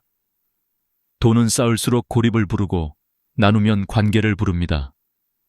나는 매달 1만 원씩 이웃 사랑 성금을 내기 시작했습니다. 금액은 작았지만 그 돈이 세상과 나를 연결해주는 끈이 되었습니다. 그 덕분에 나는 다시 누군가의 이름으로 불렸습니다. 기부자 백지수님. 그 단어가 나를 다시 살아있게 만들었습니다. 어느 날 같은 봉사 모임에서 만난 한 할머니가 내 손을 잡고 말했습니다. 선생님, 덕분에 오늘 참 기분이 좋아요. 오랜만에 누군가와 밥 먹었네요. 그 순간 알았습니다. 내가 받은 게 더 컸다는 걸요. 내가 준 건 1만 원이었지만 받은 건 사람의 온기였습니다. 가난은 단지 통장의 문제가 아닙니다. 누군가 내 이름을 불러주지 않을 때 그때부터 마음이 가난해집니다. 그래서 나는 매일 나 자신에게 이렇게 말합니다. 백지수야, 오늘도 누군가와 연결되어 있니? 그 질문 하나가 내 하루를 지탱합니다. 여러분, 지금 이 영상을 보고 계신다면 그 자체로도 이미 연결되어 있는 겁니다. 혼자가 아닙니다. 우리의 이야기를 나누는 이 시간은 서로의 삶을 위로하고 다시 일어서게 만드는 힘이 있습니다. 나는 이제 깨닫습니다. 노후의 진짜 적은 가난이 아니라 단절이고 진짜 부는 금액이 아니라 관계입니다. 그리고 그 관계를 지키는 첫걸음은 나부터 먼저 손 내미는 용기라는 걸요. 오늘 하루 여러분도 작은 인사를 건네보세요. 이웃에게, 가족에게, 혹은 오래 연락하지 못한 친구에게. 잘 지내요. 그 한마디면 충분합니다. 그 말이 누군가의 하루를 밝히고 당신의 마음을 따뜻하게 할 겁니다. 인생의 마지막 계절에 필요한 건 크고 화려한 재산이 아니라 내 이름을 기억해주는 단 한 사람입니다. 그 한 사람이 있다면 그건 이미 성공한 노후입니다. 이제 나는 노후를 두려움이 아니라 배움의 시간으로 받아들입니다. 젊은 시절엔 앞만 보고 달렸지만 지금은 멈춰서 뒤를 봅니다.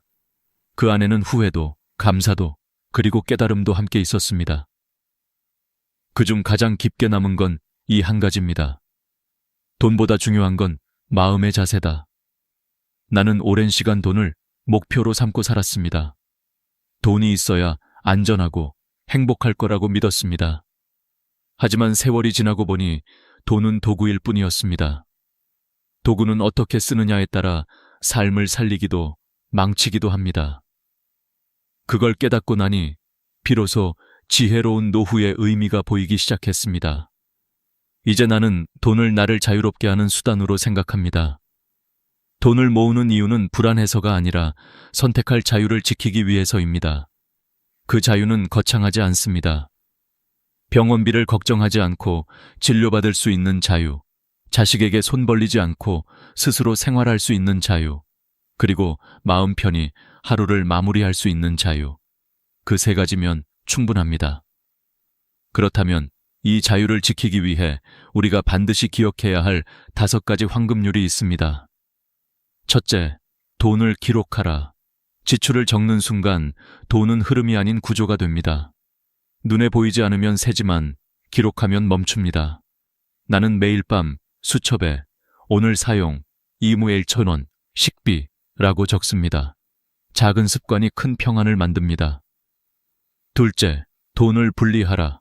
생활비, 의료비, 비상금 통장을 따로 만드세요. 돈은 섞이면 사라집니다. 필요할 때마다 이 통장에서 조금씩 꺼내 쓰면 심리적으로 훨씬 안정감을 얻습니다. 셋째, 돈을 움직여라. 은행 이자를 원망하지 말고 정부 제도부터 활용하세요.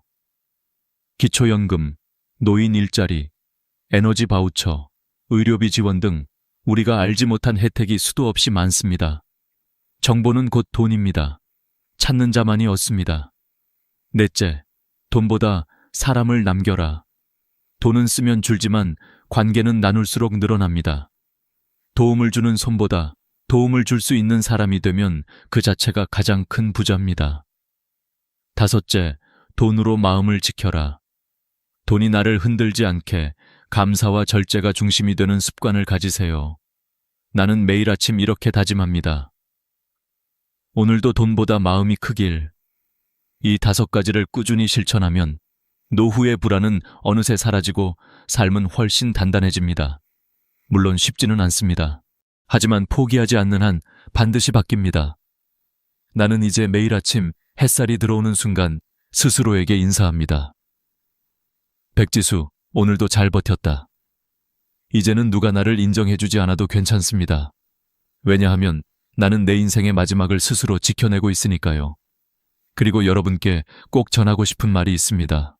지금 통장에 얼마가 있든, 지금 나이가 몇이든 당신의 인생은 아직 끝나지 않았습니다. 지금 이 순간 현실을 직면하고 한 걸음만 내디디면 그게 바로 인생의 새로운 시작입니다. 우리가 살아온 세대는 늘 주고 참으며 버텼습니다. 그건 약함이 아니라 강함의 증거입니다. 이제는 자신을 위해 그 강함을 써야 할 때입니다. 오늘 이 이야기가 여러분의 마음에 작은 불빛이 되어주길 바랍니다. 그 불빛이 어둠 속에서도 방향을 잃지 않게 해줄 겁니다. 그리고 그 불빛들이 모이면 우리 세대 전체가 다시 따뜻하게 빛날 수 있습니다. 여러분, 이제 자신에게 이렇게 말해주세요. 나는 늙은 게 아니라 여전히 배워가는 중이다. 그 말 한마디가 인생의 마지막 계절을 가장 아름답게 만들어줄 겁니다. 오늘 이 영상을 끝까지 들어주신 모든 분들께 진심으로 감사합니다. 이 이야기가 마음에 닿았다면 더 많은 어르신들이 이 사실을 알 수 있도록 좋아요와 구독, 알림 설정 꼭 눌러주세요.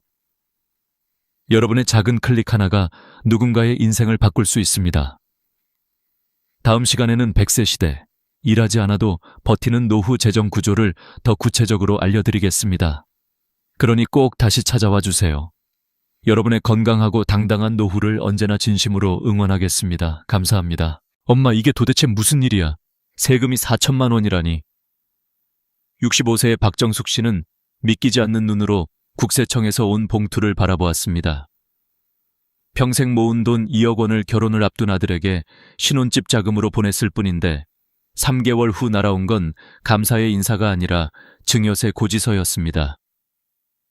미신고 가산세까지 포함해 납부해야 할 금액은 4천만 원. 내 돈을 내 아들한테 줬을 뿐인데 왜 세금을 내야 하죠? 그녀는 한참을 울었습니다. 자식의 미래를 위해 아껴온 돈이 세금 폭탄으로 돌아올 줄은 상상도 못했기 때문입니다. 저는 20년 동안 가족 간 금전 거래와 상속 증여 문제를 전문으로 다뤄온 세무사 서미원입니다. 제가 상담해온 수많은 사례 중 10명 중 7명은 박정숙 씨처럼 가족 간 거래에서 문제가 생겼습니다. 우리 가족끼리인데 괜찮겠지. 바로 그 생각이 화를 부릅니다. 국세청의 눈은 이제 가족 간 송금에도 예외를 두지 않습니다. 2025년 5월 1일 세무조사 제도가 전면 개편됩니다. 그 핵심은 세무공무원 포상금 제도. 세금을 더 많이 추징한 공무원에게는 그 금액의 10%를 보상으로 지급합니다. 한마디로 세금이 곧 실적이고 성과가 된 것입니다. 이제 세금 추징은 개인의 성과가 되었어요. 놓치지 않으려 할 겁니다. 제가 실제 국세청 내부 관계자에게 들은 말입니다. 더 무서운 건 이제 모든 금융정보가 AI에 의해 자동 분석된다는 사실입니다. 예전엔 고액 거래만 사람이 조사했다면 이제는 작은 금액이라도 패턴이 이상하면 AI가 경고를 띄웁니다. 예를 들어 아들에게 3천만 원, 2천만 원, 1천만 원을 나눠 보냈다고 해도 AI는 이를 분할 증여로 인식합니다. 하루 900만 원씩 현금을 인출하더라도 그 거래 패턴이 반복되면 의심 거래로 보고됩니다. 박정숙 씨도 처음엔 아무 의심이 없었습니다. 은행 직원에게 결혼 자금이에요 라고 말하며 웃었죠. 하지만 국세청의 시스템은 웃지 않았습니다. 고액 자금 이동, 직계가족 간 송금, 이자 상환기록 없음. 이 세 가지 조건이 모두 충족되자 AI는 그녀의 계좌에 빨간 표시를 남겼습니다. 그리고 담당 세무 공무원이 검토를 시작했습니다. 그녀가 받은 고지서에는 이렇게 적혀 있었습니다.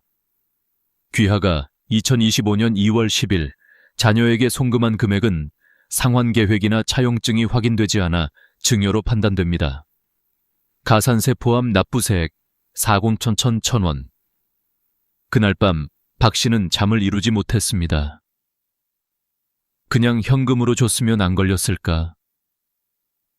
조금씩 나눠줬으면 어땠을까? 하지만 이미 늦었습니다. 세무조사 통지가 오면 이유 불문하고 입증 책임은 본인에게 있습니다. 차용증도, 이체 메모도, 상환 일정표도 없던 그녀는 아무런 반박 근거를 내지 못했습니다. 이 이야기는 특별한 사람의 이야기가 아닙니다. 지금 이 순간에도 수많은 부모님들이 똑같은 실수를 반복하고 있습니다. 결혼자금, 전세자금, 창업자금, 빌려주는 거야 라고 말하면서도 서류는 남기지 않습니다. 하지만 세법은 말이 아닌 증거를 봅니다. 마음으로는 빌려준 돈이라도 서류와 기록이 없다면 증여로 간주됩니다. 저는 이 영상을 보는 여러분께 꼭 말씀드리고 싶습니다. 사랑이 세금으로 바뀌는 일만은 막아야 합니다. 우리가 자녀를 돕고 싶은 마음은 잘못이 아닙니다. 그러나 그 선한 마음이 세금 폭탄으로 되돌아오지 않으려면 이제는 준비된 사랑이 필요합니다. 이제부터 제가 알려드릴 내용은 단순한 세무 지식이 아닙니다. 여러분의 가족과 재산을 지키는 방법입니다. 다음 장에서는 2025년 5월 이후 달라지는 세무조사 제도와 왜 평범한 가정까지 그 대상이 되는지 그 이유를 낱낱이 알려드리겠습니다. 2025년 5월부터 시행되는 새로운 세무조사 제도는 단순한 행정 변화가 아닙니다. 정부의 세수 부족, 기술의 발전, 그리고 세무공무원들의 인센티브 구조 변화가 한꺼번에 맞물리면서 세금 조사 패러다임이 완전히 뒤바뀌는 사건입니다. 지난 2년 동안 대한민국은 약 87조 원의 세수 부족을 겪었습니다. 경기 침체, 고령화, 부동산 거래 감소, 그리고 수출 둔화로 인해 국외에 들어오는 세금이 급격히 줄었습니다. 문제는 정부의 지출은 줄지 않았다는 것입니다. 복지비, 의료비, 연금비가 눈덩이처럼 불어나면서 재정은 한계에 다다랐습니다. 결국 정부는 이제 더 이상 대기업만 조사해서는 안 된다고 결론을 내렸습니다. 그래서 등장한 것이 바로 AI 기반 세무조사 시스템입니다. 이 시스템은 은행, 카드사, 부동산, 심지어 통신사 데이터까지 연동합니다. 과거에는 사람이 서류를 뒤지고 전화를 걸어 확인했다면 지금은 인공지능이 단 몇 초 만에 수백만 건의 거래를 분석해 이상 거래 패턴을 자동으로 찾아냅니다. 예를 들어 부모 계좌에서 자녀 계좌로 반복적으로 일정 금액이 송금된다면 AI는 이를 비정상 자금 이동으로 표시합니다. 아파트 계약 직전 대량의 현금이 입출금되면 그 즉시 상속 혹은 증여 가능성으로 분류됩니다. 이렇게 포착된 거래는 자동으로 세무공무원의 검토 리스트로 넘어갑니다. 그리고 올해부터 새로 도입된 가장 강력한 변화, 바로 세무공무원 포상금 제도입니다. 국세청 내부 지침에 따르면 세무공무원이 세금을 추가로 추징하면 그 금액의 10%가 포상금으로 지급됩니다. 연간 최대 2천만 원까지 받을 수 있죠. 예를 들어 어떤 공무원이 1억 원의 탈세를 적발하면 개인 포상금 1천만 원이 그에게 지급됩니다. 이 제도가 도입되자 세무조사 분위기는 완전히 달라졌습니다. 예전에는 의심되지만 그냥 넘어가자던 사안도 이제는 확인해보자, 이게 내 실적이 된다로 바뀌었습니다. 부산의 한 세무공무원은 인터뷰에서 이렇게 말했습니다. 이제는 한 건이라도 더 찾아내야 합니다. 시스템이 자동으로 통보하니까 확인만 해도 성과가 쌓입니다. 즉, 예전처럼 서류 몇 장으로 넘어가던 시대는 끝났습니다. 세무조사는 이제 AI가 감시하고 사람이 검증하며 돈으로 보상받는 구조로 변했습니다. 그렇다면 이 변화의 파도는 누구에게 닿을까요? 대기업, 연예인, 고소득 전문직, 물론 그들도 여전히 조사 대상입니다. 하지만 이번엔 일반 가정이 주요 타깃입니다. 자녀 결혼자금, 전세보증금, 부모 병원비, 사업자금 지원 등 우리 일상 속에서 일어나는 가족 간 금전 거래가 새롭게 감시망에 들어왔습니다. 이유는 간단합니다. 세금을 피하기 가장 쉬운 루트가 가족 간 거래이기 때문입니다. 실제로 국세청 내부 보고서에 따르면 최근 5년간 탄루된 증여세 중 62%가 가족 간 거래에서 발생했습니다. 빌려준 돈이라고 주장했지만 차용증도 이자도 상환 계획도 없는 거래가 대부분이었습니다. 이제 국세청은 이런 거래를 더 이상 사적인 가족 문제로 보지 않습니다. AI 시스템은 다음의 5가지 패턴을 중점적으로 추적합니다. 1. 직계 가족 간 반복 송금. 2. 동일 금액 반복 입금. 3. 부동산 거래 전후 고액 현금 이동. 4. 미성년자 계좌, 자금 이동. 상환 이력 없는 차용 거래, 이 5가지 중 단 한 가지만 해당되어도 조사 대상으로 분류됩니다. 그리고 세무공무원은 AI가 포착한 그 거래 하나로도 포상금을 받을 수 있습니다. 즉, 이제는 내 돈인데 왜 세금을 내야 해? 라는 말이 통하지 않습니다. 세법은 감정이 아니라 증거로 판단하기 때문입니다. 국세청은 이미 가족 간 거래를 탈세의 사각지대가 아니라 조세 정의의 최전선구로 보고 있습니다. 다음 장에서는 바로 이 가족 간 거래가 왜 위험한지, 그리고 어떤 패턴이 실제로 증여로 간주되는지를 구체적인 사례와 함께 알려드리겠습니다. 여러분의 선한 의도가 불법 증여로 변하는 이유, 그 진짜 메커니즘을 지금부터 하나씩 풀어드리겠습니다. 많은 분들이 이렇게 말합니다. 가족끼리 주고받은 건데 뭐가 문제예요? 부모가 자식 도와주는 게 당연하지 않나요? 맞습니다. 세법도 그것을 부정하지 않습니다. 하지만 문제는 사랑의 돈과 세법상의 돈은 다르게 계산된다는 것입니다. 마음은 선이었더라도 문서와 기록이 없으면 세법은 그 돈을 증여로 간주합니다. 국세청은 가족 간 거래를 가장 감시가 필요한 영역으로 지정했습니다. 그 이유는 단순합니다. 남에게는 영수증을 남기지만 가족에게는 남기지 않기 때문입니다. 그리고 그 허점을 이용한 탈세가 너무 많았기 때문이죠. 세법상 가족 간 자금 이동이 증여로 판단되는 대표적인 경우는 다음과 같습니다. 첫째, 이자도 상환 계획도 없이 송금한 경우입니다. 예를 들어 결혼자금, 전세보증금, 창업자금으로 5천만 원을 보냈다고 합시다. 빌려주는 거야 라고 말했더라도 이자율도 없고 언제 갚을지도 정하지 않았다면 국세청은 이 돈을 빌려준 돈이 아니라 준 돈으로 봅니다. 즉, 증여로 분류됩니다. 부산의 정미영 씨 사례가 대표적입니다. 그녀는 딸의 결혼을 앞두고 전세자금 1억 5천만 원을 송금했습니다. 메모에 결혼 축하해 라고만 적었죠. 그녀의 마음은 순수했지만 세법은 감정을 고려하지 않습니다.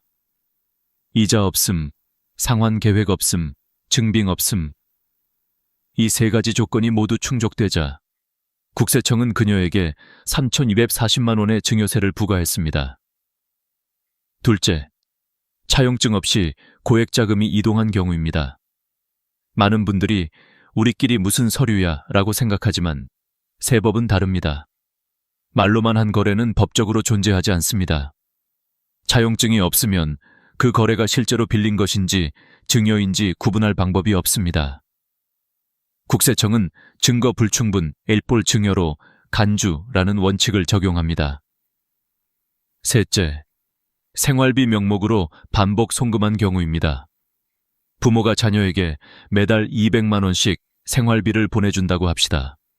한두 번은 괜찮지만 그게 1년 이상 지속된다면 세법은 생활비 지원을 넘어선 지속적인 재산 이전으로 판단합니다. 생활비 지원은 일시적, 불규칙적, 필요비용의 성격을 가져야 비과세입니다. 반복적이면 증여로 보겠다는 겁니다. 넷째, 미성년자 명의 계좌로의 자금 이전입니다. 서울의 정태영 씨는 초등학생 딸 명의의 적금 통장에 매달 200만 원씩 넣었습니다. 아이 대학 등록금이니까 괜찮겠지 라고 생각했죠. 그러나 국세청은 아이가 소득이 없는 미성년자임을 근거로 그 돈의 출처가 부모임을 추정했습니다. 결과적으로 5년간 누적 1억 2천만 원 중 비과세 한도 5천만 원을 초과한 7천만 원에 대해 증여세가 부과되었습니다.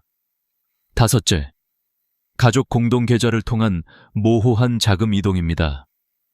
가족 명의니까 괜찮겠지라는 생각으로 한 통장을 함께 사용하는 경우가 많습니다. 하지만 국세청 입장에서는 계좌 명의가 다르면 곧바로 타인 거래로 인식됩니다. 특히 배우자나 자녀 명의 계좌로의 입금은 소득 이전 또는 재산 이전으로 간주될 수 있습니다. 여기서 중요한 것은 금액의 크기가 아니라 패턴입니다. AI는 금액보다 패턴을 봅니다. 5천만 원 한 번 송금보다 매월 200만 원씩 2년 동안 보낸 것이 더 위험합니다. 금액은 작아도 반복되면 시스템이 이상 신호를 감지합니다. 또 하나 많은 분들이 착각하는 부분이 있습니다. 현금으로 주면 괜찮지 않을까? 아닙니다. 오히려 더 위험합니다. 현재는 고액, 현금 거래 보고 제도가 있습니다. 은행에서 하루에 1천만 원 이상 현금을 입금하거나 인출하면 그 정보가 자동으로 금융정보분석원 FEU에 보고됩니다. 그 데이터는 국세청과 실시간으로 공유됩니다. 현금도 더 이상 숨길 수 없는 시대입니다. 국세청은 특히 고령자 계좌에서의 반복 송금에 주목하고 있습니다. 65세 이상 계좌에서 자녀나 손자 계좌로 일정 금액이 주기적으로 이동하면 이는 상속증여, 사전 분산으로 해석될 수 있습니다. 즉, 아직 돌아가시지 않았지만 상속세를 피하려는 시도로 간주될 수 있다는 겁니다. 결국 가족 간 금전 거래에서 가장 큰 위험은 사랑에 의존하는 거래입니다. 세법은 감정이 아닌 증거를 봅니다. 국세청의 데이터는 사람의 마음을 읽지 못합니다. 그들은 단지 숫자와 패턴만을 봅니다. 이제 중요한 질문이 남았습니다. 그럼 가족끼리 돈을 주고받을 때 도대체 어떻게 해야 안전한가? 다음 장에서는 세금 폭탄을 피하기 위한 3가지 핵심 원칙, 차용증 작성, 실제 상환 흐름, 증빙 관리를 구체적으로 알려드리겠습니다. 여러분의 돈이 사랑이 아닌 세금으로 사라지지 않게 하는 가장 확실한 방법입니다. 지금부터 말씀드릴 내용은 단순한 법 조항이 아니라 수천만 원을 지키는 현실적인 생존법입니다. 제가 세무 현장에서 20년간 수백 명의 가족을 만나면서 느낀 결론은 하나였습니다. 문서를 남긴 사람은 살아남고 그렇지 않은 사람은 세금을 낸다. 그만큼 세법은 감정보다 기록을 중시합니다. 이제 그 핵심 3가지 원칙을 하나씩 살펴보겠습니다. 첫째, 차용증을 반드시 작성하라. 국세청은 차용증이 있는지 없는지로 증여 여부를 1차 판단합니다. 우리끼리 무슨 차용증이야 라는 생각은 정말 위험합니다. 차용증이 없다는 건 돈을 빌린 증거가 없다. 1. 증여. 라는 뜻이기 때문입니다. 차용증을 쓸 때는 다음 3가지가 중요합니다. 1. 금액 표기. 반드시 숫자와 한글 병기. 예를 들어 금 1억 원정이라고 써야 위조를 막을 수 있습니다. 2. 이자율. 세법상 최소 이자율은 연 4.6%입니다. 이보다 낮으면 증여로 간주됩니다. 3. 상환 계획. 추후 상환 같은 모호한 표현은 금지입니다. 구체적으로 2025년 6월부터 매월 15일에 원금 50만 원과 이자를 상환처럼 적으세요. 또한 서명은 도장이 아닌 자필 서명이 더 신뢰도가 높습니다. 양측이 같은 장소, 같은 날짜에 서명했다는 증거를 남기면 더 좋습니다. 가능하다면 공증을 받으세요. 세무조사 때 공증 서류는 법적 완전한 증거로 인정됩니다. 둘째, 실제 돈의 흐름을 만들어라. 국세청은 서류보다 행동의 증거를 더 중시합니다. 아무리 완벽한 차용증이 있어도 실제로 이자나 원금을 갚지 않았다면 그건 위장 거래로 간주됩니다. 서울 강서구의 이경수 씨는 아들에게 사업자금 1억 5천만 원을 빌려줬습니다. 공증된 차용증도 있었고 연 4.6%의 이자율도 명시되어 있었습니다. 처음 2개월 동안은 아들이 매월 정확히 이자를 송금했습니다.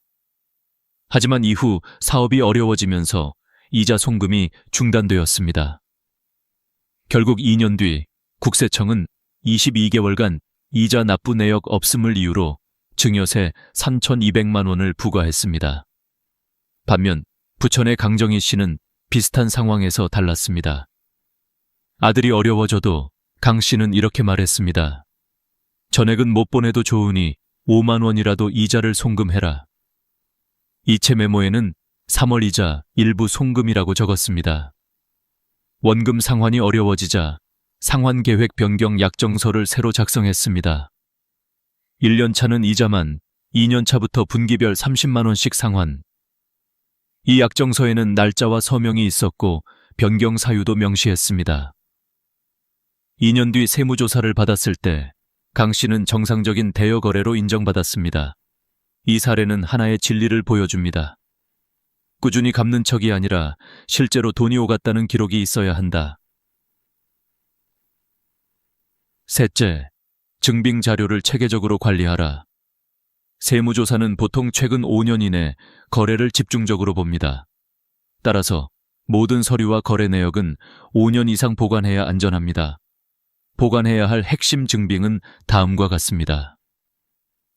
차용증 원본 및 공증 서류, 송금 내역서 및 통장 사본, 이자 및 원금 상환 내역표, 이체 메모가 찍힌 은행 내역서, 변경 약정서 및 상환 스케줄표, 가족 간 주고받은 문자나 카카오톡 대화, 특히 카카오톡 대화는 생각보다 강력한 증거입니다. 부산의 김영철 씨는 아들에게 유학자금 8천만 원을 빌려줬지만 차용증 원본을 분실했습니다. 그를 구한 건 아들과의 카톡 대화였습니다. 이자율, 상환일, 송금 내역이 그대로 남아 있었고 그 덕분에 세무조사를 무사히 통과했습니다. 여기까지의 3가지 원칙. 1. 차용증 작성. 2. 실제 거래. 3. 증빙 관리. 이것만 제대로 지켜도 90% 이상의 증여세 문제는 피할 수 있습니다. 이제 다음 장에서는 많은 분들이 실제로 궁금해하는 질문들. 얼마까지 세금이 안 붙나? 현금으로 주면 괜찮나?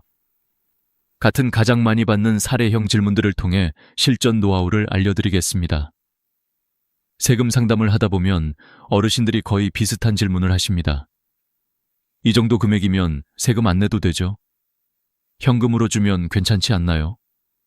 한 번만 주는 건데 신고까지 해야 하나요? 이 질문들 속에는 한 가지 공통된 착각이 숨어 있습니다.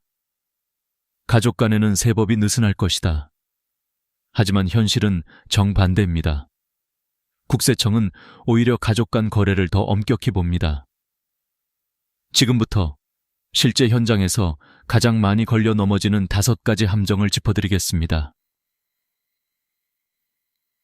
일가족 간 증여, 얼마까지 세금이 없나? 세법상 직계존비속 간 증여는 10년 동안 5천만 원까지 비과세입니다.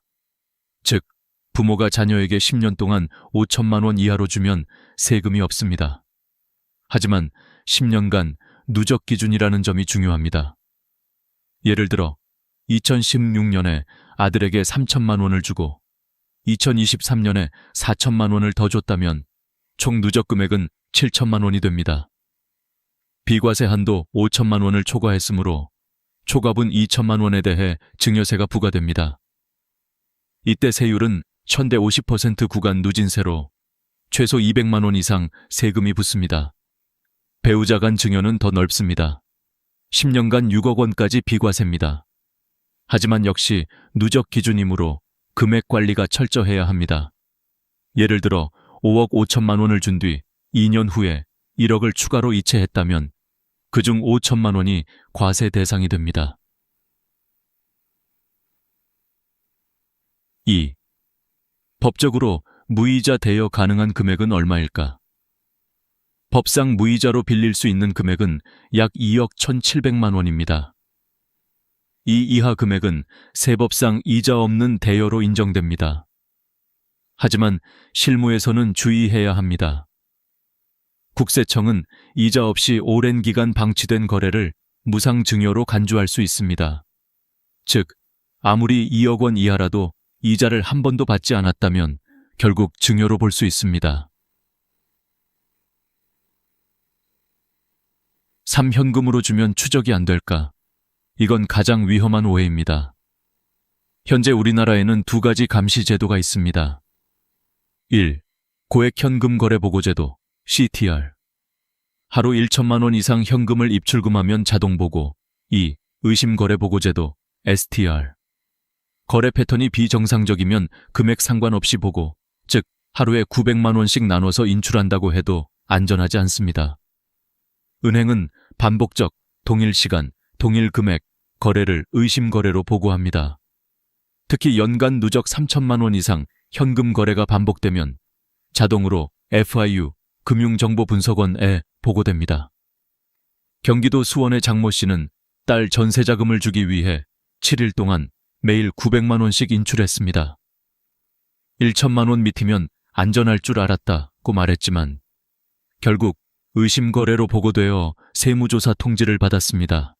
그 결과 딸에게 준 돈이 증여로 간주되어 1,800만 원의 세금을 냈습니다. 4. 상속 전후의 현금 이동. 절대 금지 구간. 부모님이 편찮으실 때 자녀들이 종종 예금을 현금으로 인출합니다. 혹시 모르니까 미리 꺼내놓자는 마음이죠. 하지만 세법은 그 마음을 상속 회피 시도로 봅니다. 상속일로부터 1년 내 2억 원 이상, 2년 내 5억 원 이상의 현금 인출은 추정 상속 재산구로 간주됩니다. 즉, 현금이 사라졌더라도 마치 그대로 남아있는 것처럼 상속세가 부과됩니다. 실제 현금이 없더라도 세금은 반드시 나옵니다. 5. 계좌 말고 현금이면 안전하다는 착각의 결말. 국세청은 이미 금융 데이터와 AI 분석 시스템을 결합했습니다. 현금 입출금이 잦은 사람, 불규칙한 대량 송금, 자녀 명의 계좌로 반복 송금하는 패턴은 모두 AI 경보 리스트에 자동 등록됩니다. 이제 내 돈이니까 내 마음대로라는 말은 통하지 않습니다. 세법은 누가 돈을 썼는가가 아니라 누가 이익을 얻었는가를 봅니다. 아들에게 돈을 줘서 아들이 혜택을 받다면 그 순간부터 그건 증여입니다.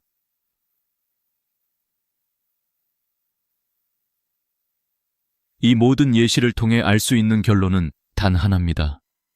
기록 없는 돈은 사랑이 아니라 세금이다. 어떤 선한 의도도 증거 없이는 세법에서 인정되지 않습니다. 국세청은 이제 가족 간 거래도 투명한 금융 거래로 보고 있습니다. AI가 감시하고 사람은 확인하며 시스템이 과세하는 시대. 결국 준비한 사람만이 돈을 지킬 수 있습니다. 다음 장에서는 실제로 국세청이 AI를 통해 어떻게 데이터를 추적하는지 그 보이지 않는 감시 시스템의 작동 원리를 파헤쳐 드리겠습니다. 당신의 계좌가 어떤 기준으로 조사 대상이 되는지 그 메커니즘을 아시면 세금을 피하는 길이 보입니다. 이제 국세청은 더 이상 사람의 눈으로 세무조사를 하지 않습니다. 모든 조사는 AI와 빅데이터로 시작됩니다. 여러분의 통장, 카드, 부동산, 차량, 현금 거래까지 모든 금융 흐름이 실시간으로 분석되고 있습니다. 2025년 5월부터 본격 시행되는 AI 기반 세무 추적 시스템은 이상거래 자동 감지 IRS-AI라는 이름으로 운영됩니다. 이 시스템은 전국의 금융기관, 카드사, 보험사, 국토교통부, 심지어 병원 전산망까지 연결되어 한 사람의 경제 패턴을 통합적으로 감시합니다. 예를 들어 부모 계좌에서 아들 계좌로 2천만 원이 이체되고 이후 아들의 부동산 계약금으로 동일 금액이 사용되면 AI는 그 즉시 증여 의심 거래로 분류합니다. 이 모든 과정은 단 0.8초 만에 자동으로 처리됩니다. 또한 AI는 금액보다 패턴을 봅니다. 예전에는 고액 거래만 조사했지만 이제는 정기적 반복적 상호, 교차 송금이 포착되면 자동 경보가 울립니다. 즉, 부모와 자식이 서로 송금한 금액이 일정한 주기와 규칙성을 가진다면 그건 단순한 생활비가 아닌 자금 이동으로 간주됩니다.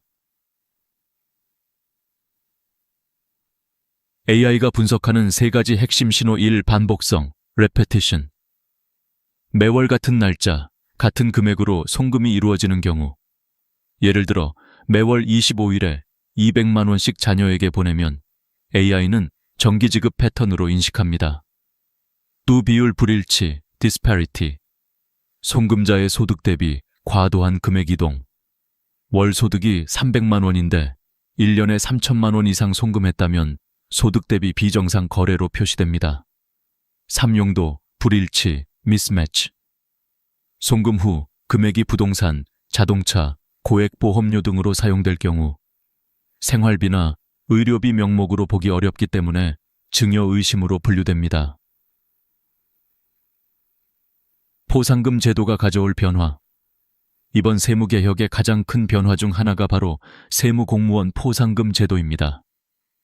과세액의 최대 10%, 연간 최대 2천만 원까지 받을 수 있습니다. 즉, 세무공무원 입장에서는 세금을 많이 찾아낼수록 연봉이 오르는 구조입니다. 그 결과 조사 강도는 이전보다 훨씬 엄격해질 것입니다. 세무조사 한 번이면 끝나는 게 아닙니다. AI가 한 번 의심 거래로 태그하면 그 기록은 최대 7년 동안 데이터베이스에 남습니다. 이 기간 내에 또 비슷한 거래가 발생하면 자동으로 재조사 대상이 됩니다. 한마디로 한 번 찍히면 7년 동안 감시당하는 셈입니다. 그렇다면 우리는 어떻게 해야 할까? 첫째, 투명하게 기록하라. 가족 간 거래일수록 더 투명해야 합니다. 이체 메모에 5월 이자 송금, 원금 일부 상환처럼 정확히 쓰세요.